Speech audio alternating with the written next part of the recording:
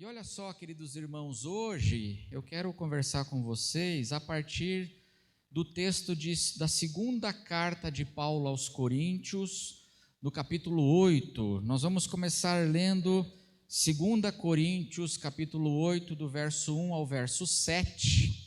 E depois você pode deixar a sua Bíblia aberta aí, porque os dois capítulos, o capítulo 8 e 9, falam então alguns princípios do tema que eu quero conversar com os irmãos nessa manhã. 2 Coríntios, capítulo 8, nós vamos ler do verso 1 até o verso 7.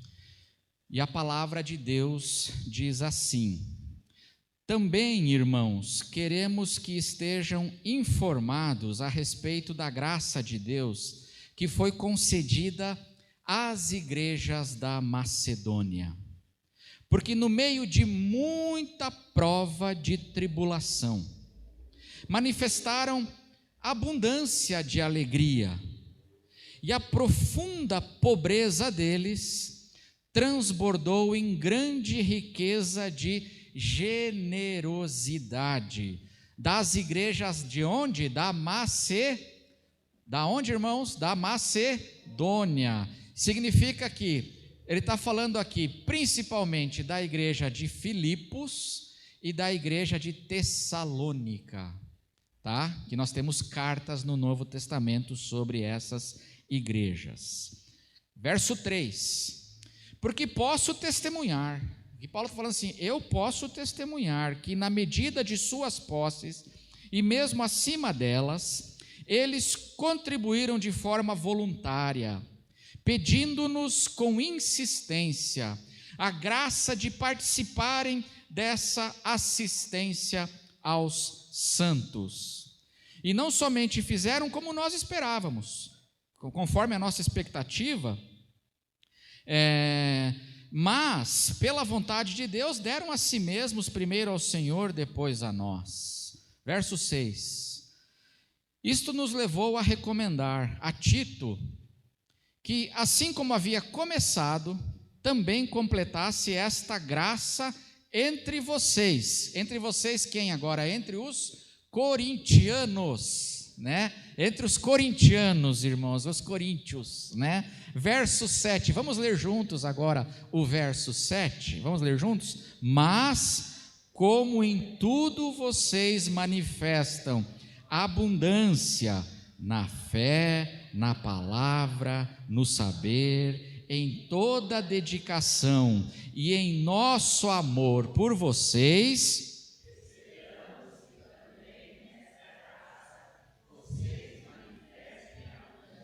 esperamos também que nesta graça vocês manifestem a abundância. Queridos irmãos, eu quero conversar um pouco com os irmãos hoje sobre como deve ser feita a contribuição financeira na igreja. E contribuição financeira na igreja é uma questão séria e polêmica, não é verdade, irmãos? Ainda mais hoje em dia, muito polêmico, são muitas opiniões, e essa é uma questão que se apresenta para nós. A palavra de Deus, ela tem orientações muito importantes para dar para nós a respeito dessa temática. E isso, Paulo trata aqui nessa carta esse tema, e o Novo Testamento, ele trata muito desse tema por algumas razões. Paulo nos apresenta duas razões aqui, porque que ele vai tratar dessa temática da contribuição na igreja e para a obra de Deus e a obra da igreja, e ele vai apresentar duas razões importantes porque isso precisa ser ensinado. Precisamos conversar sobre isso, precisamos relembrar princípios disso. É muito importante o ensino a respeito da contribuição. Por que Paulo? E Paulo diz, primeiro, porque existem os obreiros fraudulentos na igreja. Na igreja existem aqueles obreiros, líderes, ministros que são motivo de escândalo, especialmente na área que diz respeito à área do dinheiro. E Paulo diz isso aqui, em 2 aos Coríntios, vou pedir para você abrir capítulo 11. Olha que coisa séria. Nesse mesmo contexto, segundo aos Coríntios, capítulo 11, do verso 13 e seguintes, olha o que o apóstolo Paulo está falando agora, que estava acontecendo em Corinto, na Acaia, mas acontecia também em toda a igreja neotestamentária. O que tinha no meio da igreja? Segundo aos Coríntios 11, verso 13. Porque esses tais, ele vem falando de alguns líderes, porque esses tais são o que, irmãos? Falsos apóstolos, obreiros o quê? Fraudulentos, cometem fraude, são fraudadores, disfarçando-se em apóstolos de Cristo. E não é de admirar, porque o próprio Satanás se disfarça de anjo de luz. Olha que coisa séria que Paulo está falando aqui. Agora olha a seriedade do verso 15. Sobre aqueles obreiros fraudulentos que ele falou, olha o que ele diz no verso 15. Portanto, não deveria surpreender.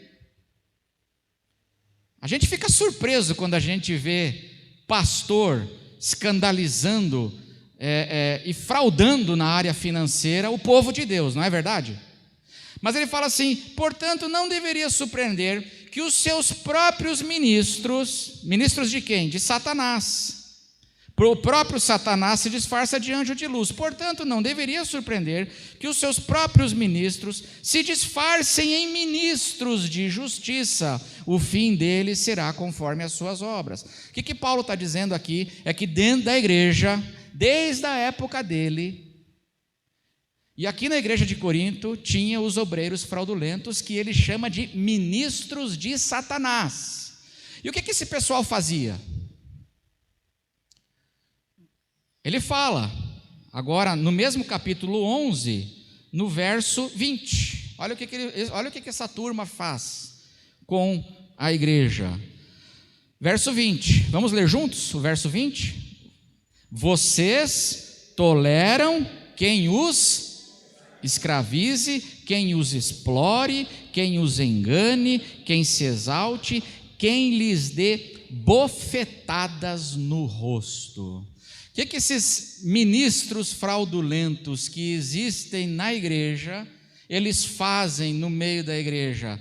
Eles fraudam, eles exploram, eles enganam, eles humilham, eles dão bofetadas no rosto, eles se exaltam, eles são orgulhosos, fazem tudo isso. E Paulo diz assim, e vocês toleram, igreja de Corinto, vocês estão tolerando tudo isso. É por causa disso, a primeira razão, porque Paulo vai tratar da questão de como a gente deve contribuir para a obra de Deus, porque existe essa realidade desse pessoal que escandaliza e que furta, que rouba, que explora a igreja e o povo de Deus para os seus próprios benefícios, transformaram a fé em fonte de lucro. E a igreja tem que aprender como contribuir por causa disso. A segunda razão que Paulo dá sobre essa questão é muito interessante, está no texto que nós lemos, capítulo 8, verso 7. Segundo aos Coríntios 8, verso 7. O texto que eu pedi para a gente ler junto. Por isso que eu pedi para a gente ler junto, irmãos. Olha só.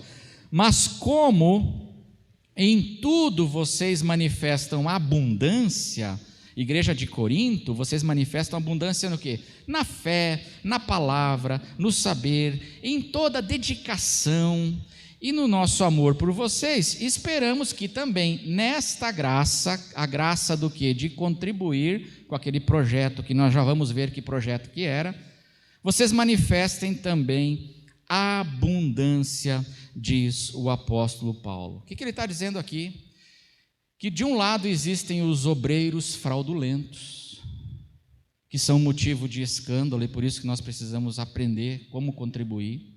Por outro lado, Paulo diz aqui que existem cristãos que são dedicados em tudo, cristãos que são muito dedicados, e ele fala que dedicados em toda a dedicação, dedicados na fé, na palavra, no saber, tem abundância de estudo teológico, estudo bíblico, muito dedicados e abundantes em muitas áreas, mas têm uma resistência para contribuir financeiramente. Apresentam dificuldades e objeções para contribuírem financeiramente, diz o apóstolo Paulo.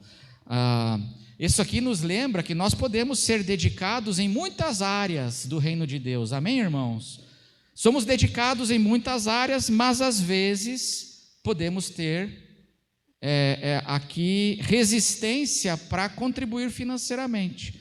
Isso pode acontecer também com a gente, ou pode acontecer entre nós, dedicados, zelosos em muitas coisas, mas com dificuldade para a contribuição para a obra de Deus. Então, Paulo apresenta aqui essas duas realidades. Deixa eu apresentar o contexto para você entender o que está acontecendo aqui em 2 Coríntios 8 e 2 Coríntios capítulo 9. Aqui, meus irmãos, Paulo, ele começa a dar, ou ele aprofunda a instrução para a igreja de Corinto, instrução sobre uma oferta que as igrejas dos gentios, as igrejas gentílicas, estavam levantando para os cristãos necessitados da Judéia. Paulo está dando instruções sobre essa oferta. Ele, em vários do Novo Testamento, ele fala sobre isso. Na carta aos Romanos é falado sobre essa oferta. No livro de Atos é falado sobre essa oferta. Na primeira carta aos Coríntios, na segunda carta aos Coríntios, Paulo toca nesse assunto. Então, Paulo aqui está dando instruções sobre como a igreja deve fazer essa contribuição para esse projeto. Que projeto? Esse projeto, das igrejas, essa oferta que as igrejas gentílicas estavam levantando para os cristãos lá de Jerusalém e da Judéia, que estavam passando extrema necessidade. Como contribuir? Numa época em que existem obreiros fraudulentos que estão roubando. Numa época em que muitos cristãos são, sim, dedicados a muita coisa, mas têm, sim, resistência para contribuir. Aí Paulo vai dar essas instruções sobre este projeto. Irmãos, nós temos que entender uma coisa aqui sobre esse contexto. É que essa oferta, ela é um grande projeto da igreja gentílica. Nós estamos falando aqui de um grande projeto de contribuição para uma necessidade feita pela igreja. Não é uma coisa individual. Nós não estamos falando aqui, neste contexto, assim, de uma ajuda individual para o Zezinho que está precisando comprar gás. Tem o Zezinho ali, precisa comprar um botijão de gás, 10 pila aí, 20 pila. E vamos ajudar o Zezinho. Amém? Tem que ajudar o Zezinho a comprar o gás. Amém? Mas não é isso que ele está falando aqui. Aqui ele está falando de um grande projeto de contribuição que a igreja gentílica estava desenvolvendo. Se não, veja, essa oferta, ela já vinha sendo preparada há mais ou menos 1 ano. Não foi uma coisa que juntou num domingo, assim, precisamos comprar o botijão de gás para o Zezinho, vamos levantar uma oferta, levanta domingo, assim, pá. Não, isso aqui era um projeto que já vinha sendo desenvolvido há mais ou menos 1 ano, pelo menos. Muito importante entender isso. Esse projeto da igreja. Se não, veja aí, capítulo 8, vou pedir para colocar aí o verso 10. Olha só, 2 Coríntios 8, verso 10. O que diz o texto? Está aí? Está aí. O texto diz assim: e nisto dou minha opinião. O apóstolo Paulo falando agora. Convém que vocês façam isto o quê? De levar à frente, então, essa questão da contribuição. Convém que vocês façam isto, vocês que desde quando, irmãos? Desde quando? Desde o ano passado começaram não só a fazer, mas também a querer. Quando começou esse projeto? Em 2021. É mais ou menos isso que ele estava. Lá em 2021 tinha pandemia ainda. Vocês começaram esse projeto. Então veja que não é um projeto da igreja. É muito importante entender isso. Em 1 Coríntios 16, versos 1 e 2, o apóstolo Paulo fala sobre a dinâmica dessa oferta, que já vinha um projeto, então, aí de pelo menos quase um ano. O texto vai aparecer aí, 1 Coríntios 16, versos 1 e 2. A mesma oferta, a mesma questão, na primeira carta, ele dando instruções para a igreja. Quanto à coleta para os santos, façam também vocês como ordenei às igrejas da Galácia. Preste atenção. Então nós já temos aqui, quantas regiões, quantas igrejas gentílicas envolvidas no projeto? Macedônia, Acaia, que é onde ficava Corinto, e Atenas. E nós temos agora também aqui quem? Galácia, as igrejas da... Você percebe que é uma coisa grande? Você percebe que não é assim, oferta para comprar ali, assim, temos que comprar uma batata por irmão ali, vamos ali comprar. Vamos na padaria comprar um lanchinho. Amém, a gente compra, amém, é isso, mas você percebe que é uma coisa muito maior que está acontecendo aqui? E Paulo está dando instrução. Quanto à coleta para os santos, façam também vocês, Corinto, Acaia, como ordenei às igrejas da Galácia, no primeiro dia da semana, que é quando? Quando é o primeiro dia da semana? Naquela época também era, domingo. Tá, irmãos? Há 2000 anos que é domingo. Primeiro dia da semana, cada um de vocês separe uma quantia, conforme o que, irmãos?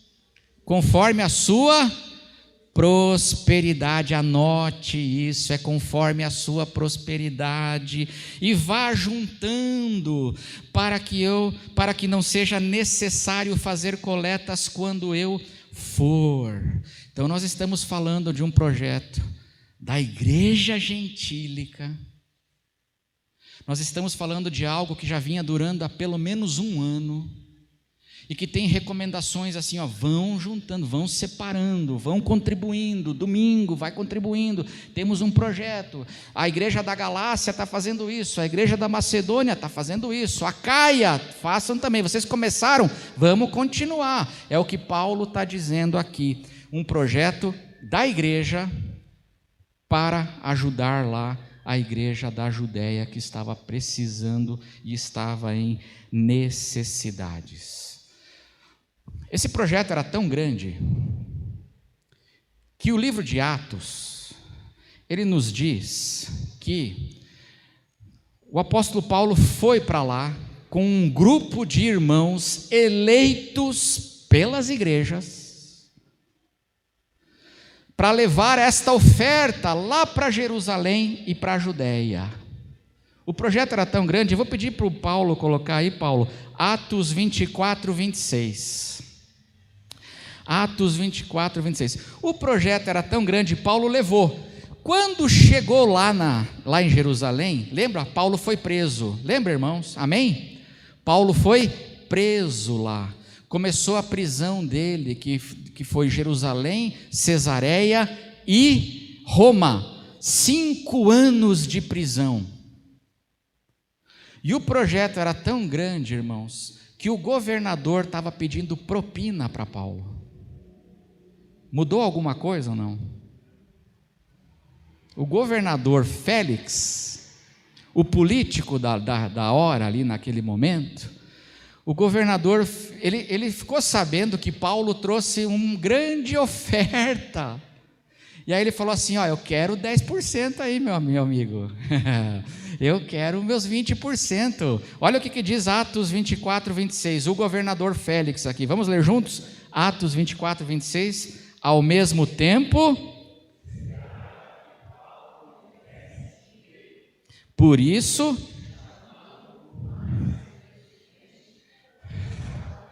então isso aqui é o governador Félix. Ele esperava que Paulo fizesse o quê? Só que Paulo não é um obreiro fraudulento. E Paulo não aceitou dar propina para ser solto. Lembra, ele estava preso. O governador podia soltá-lo. Paulo, se você der aí, ó, vocês trouxeram tanto recurso, Paulo, faz um pix. E amanhã, meu amigo, você está livre, leve e solto. E Paulo não deu. Porque Paulo não era um obreiro fraudulento, ele era um homem de Deus. E porque ele não deu, ele continuou preso por mais 2 anos. Porque ele não aceitou dar propina.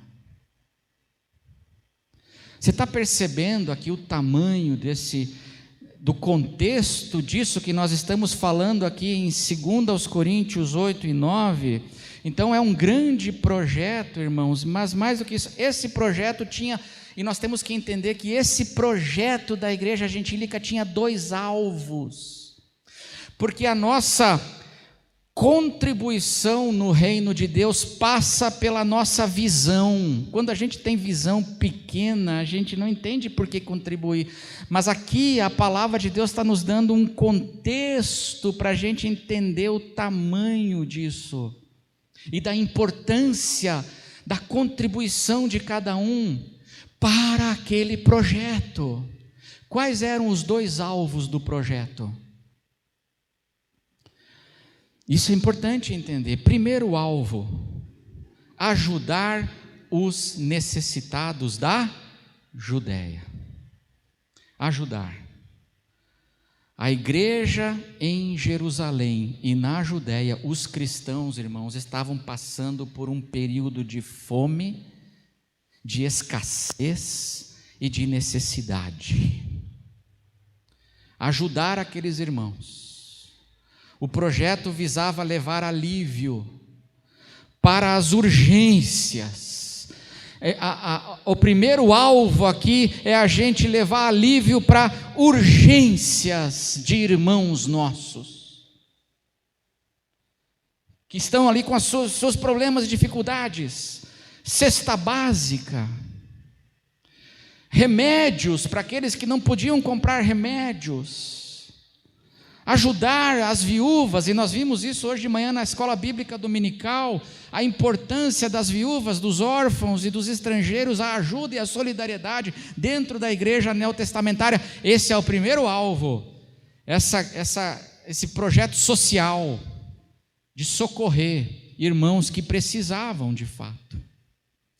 Mas a coisa não para aí. Existe um alvo muito mais amplo e muito mais impactante que tem a mente de Paulo e as igrejas gentílicas. O alvo, meus irmãos, com esse projeto, o alvo de defender a unidade do evangelho da graça de Deus. E se a gente não entende isso, a gente não entende esse movimento enorme que eles estão fazendo aqui. Eu vou repetir. O segundo alvo, muito mais amplo, aqui desse movimento das igrejas gentílicas, era defender a unidade do evangelho da graça de Deus. Aqui nessa explicação que Paulo dá, eu vou pedir para colocar 2 Coríntios, capítulo 9, verso 12. E você vê Paulo dizendo que não é só ajuda imediata ao necessitado, mas tem algo maior aqui envolvido nesse projeto. Vamos ler juntos? 2 Coríntios 9, verso 12. Porque não só supre a necessidade dos santos,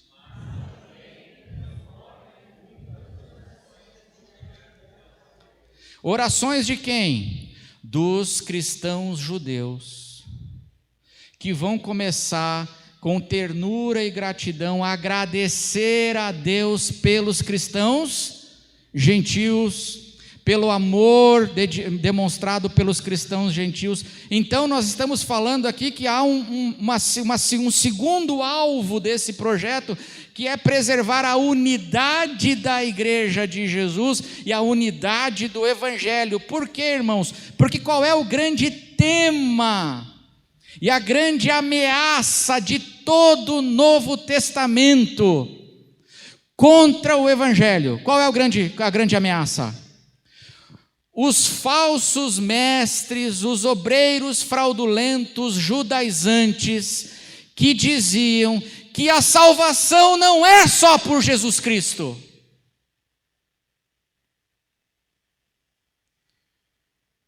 A salvação não é só por Jesus. Havia um outro evangelho ameaçando a igreja. Esses obreiros que são chamados de judaizantes, e é esses que Paulo chama de fraudulentos, ministros de Satanás, estavam dentro da igreja, semeando um outro evangelho.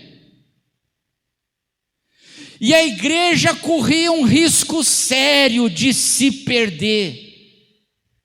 Porque o evangelho de Jesus Cristo é o evangelho da graça de Deus recebido pela fé somente, não é por obras, não é por circuncisão, não é abraçando Moisés. Nós somos salvos por Jesus. E os judaizantes diziam: vocês começam a ser salvos por Jesus, mas vocês têm que completar a salvação de vocês sendo amigos de Moisés. Vocês precisam de Jesus e de Moisés. E eles estavam ganhando terreno. A igreja da Galácia, que nós citamos aqui, e que está agora nesse projeto, a igreja da Galácia, muitos estavam se deixando circuncidar. Porque a salvação não é por Jesus somente. A salvação é Jesus, mais circuncisão, mais guardar o sábado, mais não comer carne de porco, mais fazer a dieta tal, comer comida kosher, guardar as festas, as luas, os rituais, toda a cultura judaica. Aí está a salvação. Noutras palavras, tinha gente dentro da igreja. Eram ministros, líderes, ensinando um outro evangelho. Eles eram judeus, judaizantes, ensinando uma outra coisa, e dizendo que você não é salvo pela fé somente, quando você pela fé se apropria da graça de Deus revelada em Jesus. Você é salvo quando você crê em Jesus, e quando você se circuncida, e quando você guarda o sábado, e quando você guarda a lei, e quando não sei o quê, e quando você, cristão gentil, se transformar num judeu, aí você vai ser salvo. Porque quem é o povo de Deus? O único povo de Deus é o povo judeu, eles diziam. E para você fazer parte do povo de Deus agora, você tem que se tornar um judeu, senão você não será salvo. E a igreja estava ameaçada por isso, por esse pessoal que saía de onde, irmãos? Eles saíam de Jerusalém, se espalhando essa doutrina. O que nós temos aqui no contexto, irmãos, é que tinha gente necessitada, mas o evangelho de Jesus, o único evangelho da salvação, estava sob ameaça de falsos ensinos. E quando o apóstolo Paulo e as igrejas gentílicas fazem esse projeto, grande projeto de contribuição, eles estão ajudando concretamente pessoas necessitadas, mas eles estão fazendo um outro gesto, que é esse gesto que ele fala aqui, que vai além da ajuda ao necessitado, que é demonstrar que só existe uma igreja. Não existe a igreja dos gentios e a igreja judaica. Só existe um evangelho. O evangelho ensinado por Paulo e Pedro. Paulo e Pedro não estão divididos. Pedro, que pregava para os judeus, e Paulo, que pregava para os gentios, eles pregavam um único e mesmo evangelho. E quando eles levam essa oferta, você consegue entender isso? É um gesto muito maior. É o gesto de dizer para a igreja dos judeus: olha, nós não somos inimigos, nós somos uma igreja só. E quando eles levam essa assistência, eles estão dizendo assim: nós somos irmãos em Cristo Jesus, se nós cremos no mesmo Senhor. A defesa da unidade da igreja, a defesa da unidade do evangelho. E é esse gesto aqui que essa oferta está demonstrando para essa igreja, para esse contexto e para esse momento. Um grande escritor, comentarista, teólogo, pastor, batista, chamado Warren Wiersbe, ele diz assim no seu comentário de 2 aos Coríntios: além da assistência material aos pobres, Paulo tinha outras bênçãos em mente.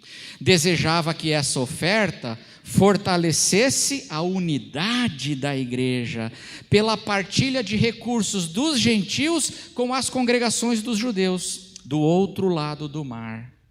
Essa oferta também deveria servir de evidência aos cristãos judeus de que Paulo não era inimigo dos judeus, Paulo não era inimigo da palavra, Paulo não era inimigo de Moisés. Paulo esperava que a generosidade dos gentios acabasse com a desconfiança dos judeus. Há algo muito maior sendo feito aqui nesse momento. E por que eu estou dizendo isso, irmãos? Porque quando a nossa contribuição no reino de Deus passa por entendermos a importância do gesto que nós estamos fazendo. Muita gente tem resistência, ele é dedicado, muito cristão, dedicado em tantas coisas, mas tem resistência porque ele não entende a importância de contribuir para os projetos da igreja de Jesus e as necessidades da igreja. E as ameaças que a igreja precisa de recursos para fazer a sua luta contra tantas ameaças que existem contra o evangelho de Jesus, não só há 2000 anos atrás, mas hoje também. E a nossa contribuição passa por aí. E aí, eu quero começar a responder então algumas perguntas que Paulo vai tratar aqui. Então, como contribuir? Dentro dessa importância, dessa visão, como contribuir? E talvez a pergunta mais importante que as pessoas fazem agora dentro dessa realidade, qual é? Ok, entendi o contexto, entendi como a coisa é maior, entendi tudo isso, estou entendendo,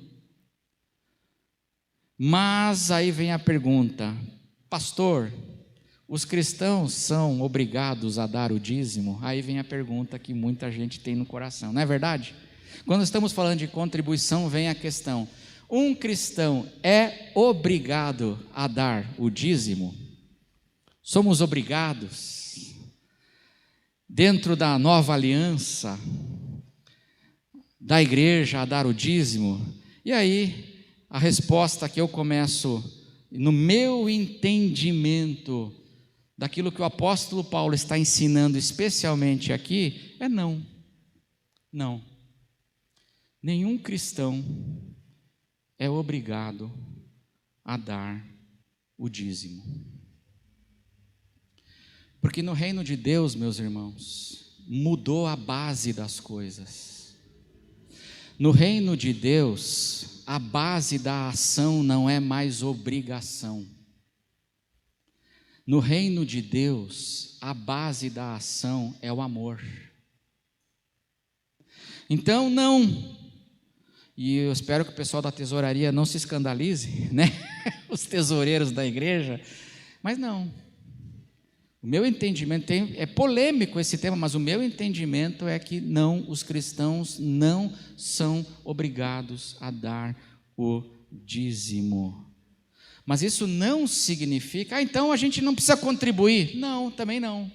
Eu não sou obrigado a dar o dízimo, mas eu sou chamado para contribuir.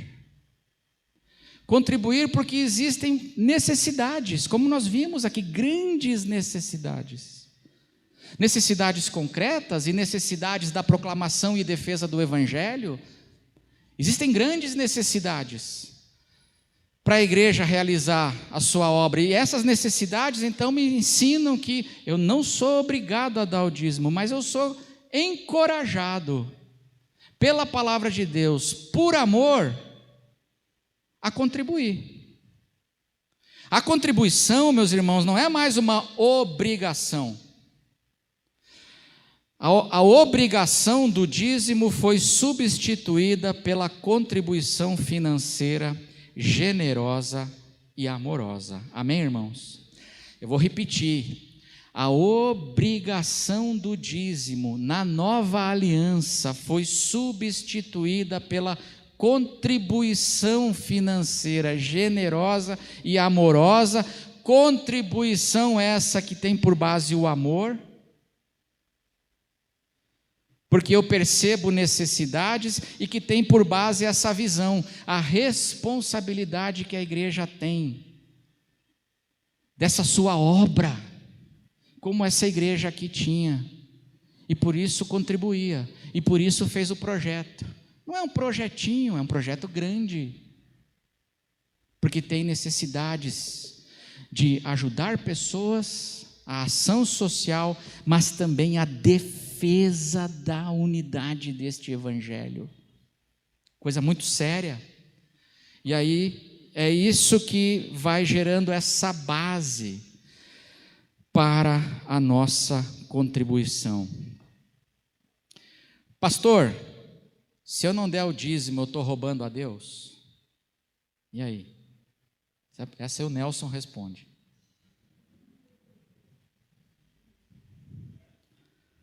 Se eu não der o dízimo, eu estou roubando a Deus? Não.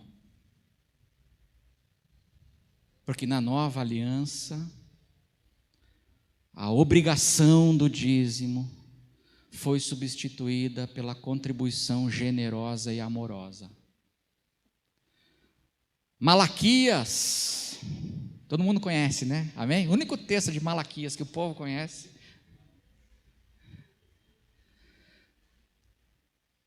Pastor, se eu não der o dízimo, o gafanhoto triturador, devorador, não sei o que, vão me pegar, pastor? E aí? E aí, Nelson? Também não, irmão.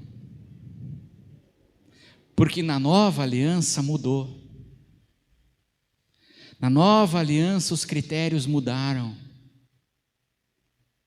Na nova aliança a coisa agora é diferente. Pastor, se eu não der o dízimo na igreja, eu vou dar o dízimo na farmácia? Você já ouviu essa ou não? Tem gente que diz isso. Os obreiros lá que Paulo citou dizem isso. Oprimem e exploram. Se você não der aqui na igreja, você vai dar na farmácia. Aí o cara pega, não, peraí, deixa eu dar aqui, né? Já vou, opa. Que na farmácia é muito mais caro, na farmácia é 50%, aqui é 10%. É assim que funciona, irmãos, no reino de Deus. Isso é velha aliança. As coisas antigas passaram, irmãos. Em Jesus e no reino de Deus agora a consciência é outra, o papo é outro. Você ainda é um cristão imaturo. Se para você se comprometer e contribuir, você precisa de chicote e cabresto. Você é imaturo ainda. Porque agora, no reino, a gente contribui com critérios. E eu vou começar a ver esses critérios agora, mas vou concluir, eu acho, se Deus permitir, talvez à noite. Tá bom, irmãos? Mas quais são os critérios que aqui Paulo instrui essa igreja sobre a contribuição? Se não é mais uma obrigação, é como?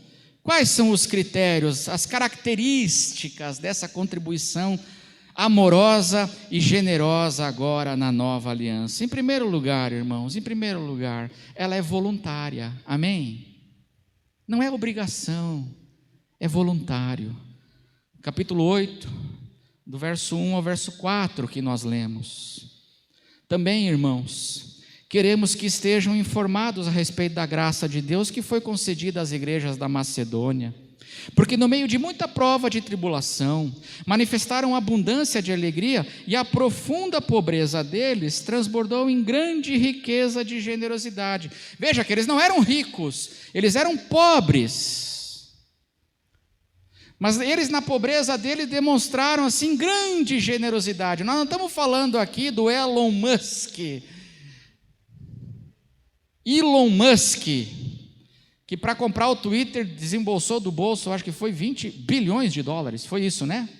Do bolso dele, 20 bilhões, nós não estamos falando do Elon Musk, nós estamos falando de gente pobre, que manifestou generosidade. Verso 3, vamos ler juntos o verso 3? Porque posso testemunhar que na medida de suas posses, e mesmo acima delas, voluntária. Veja que eles pedindo-nos com insistência, a graça de participarem dessa assistência aos santos. Meus irmãos, primeira característica, não é mais uma obrigação. Irmãos, não é carnê das Casas Bahia religioso, essa contribuição não é carnê. Tem que dar essa contribuição aqui, o carnê, senão o triturador, gafanhoto, me pega. Não, irmãos. A contribuição amorosa, generosa, ela é voluntária, não é por obrigação, não é por medo, não é barganha com Deus. Eu estou orando para ter uma promoção na empresa, vou levar o dízimo para a igreja. Já viu essas ou não? Você quer ter promoção? Traga o dízimo, vou orar e a porta vai abrir. Não, irmãos, não é barganha, é voluntário, é por amor, é generoso, é porque eu estou percebendo que a igreja está sendo ameaçada no Evangelho. Vamos nos unir, vamos contribuir, vamos fazer uma obra, porque tem ameaças. É com essa consciência voluntária que a gente contribui. É de boa vontade. Capítulo 8, verso 12. Capítulo 8, verso 12. É de boa vontade. Vamos ler juntos o que diz Paulo aqui? Porque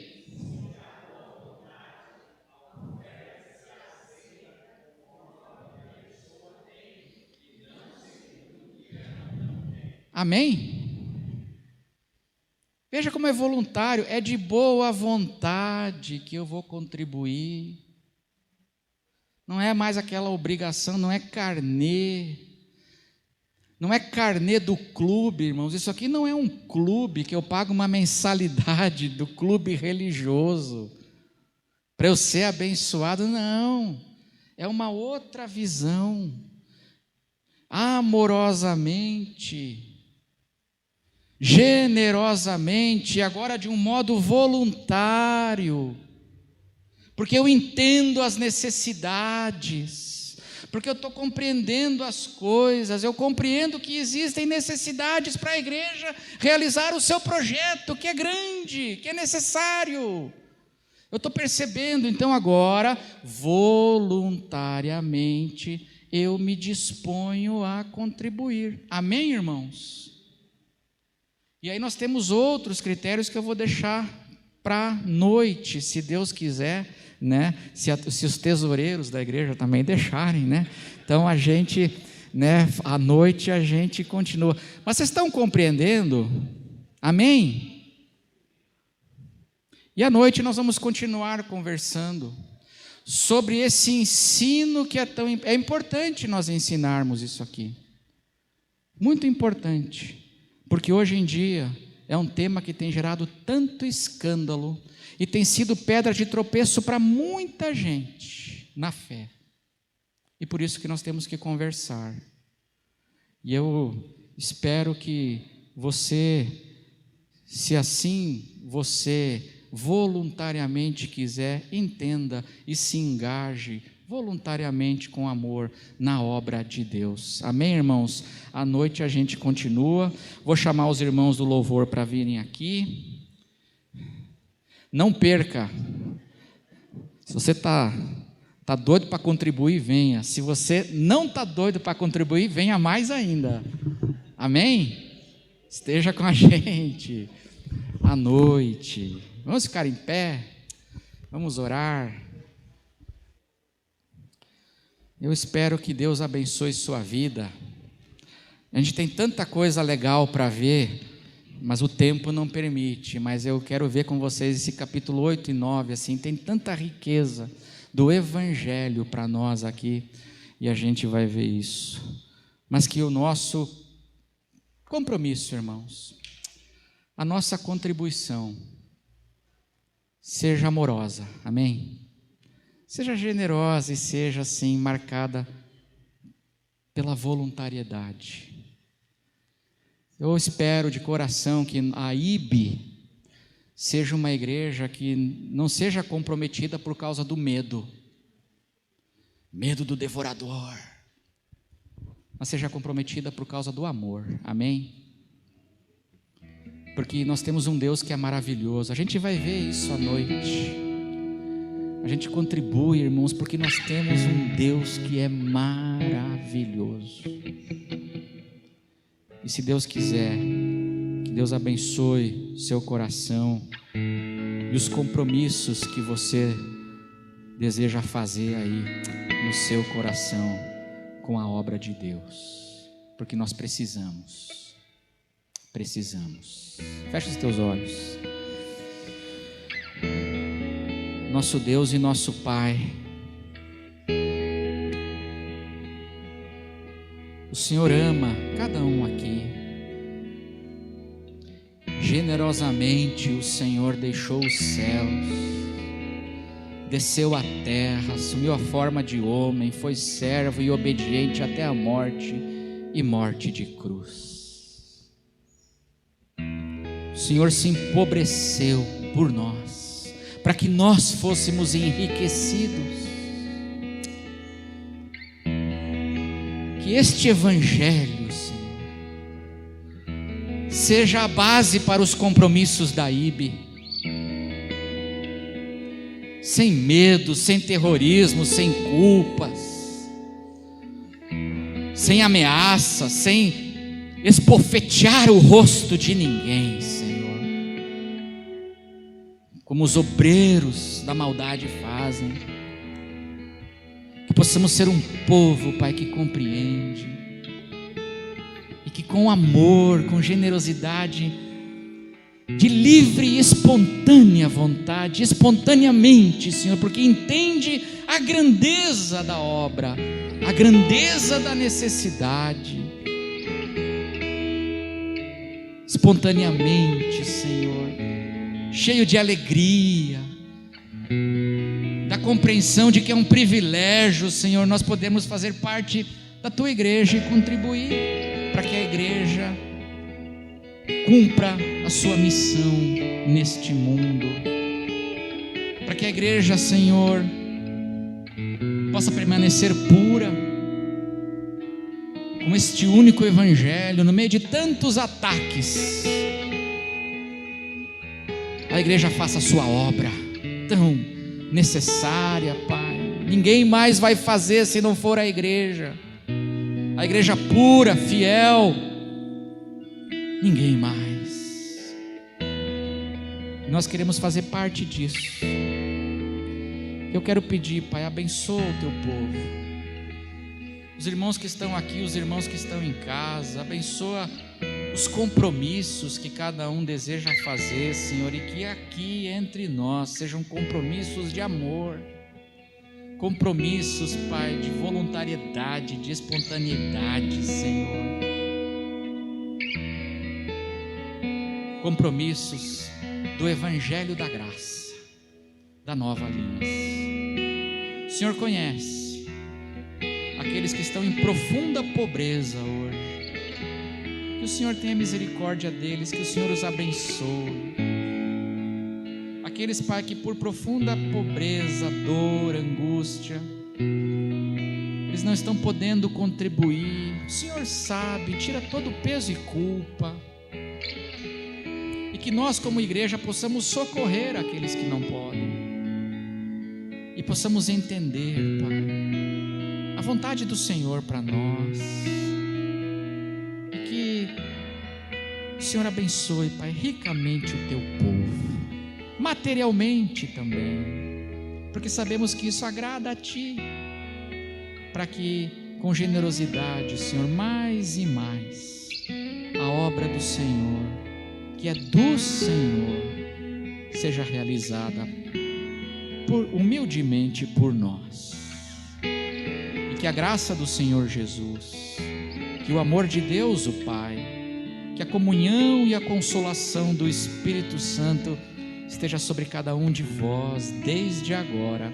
e para sempre, em nome de Jesus.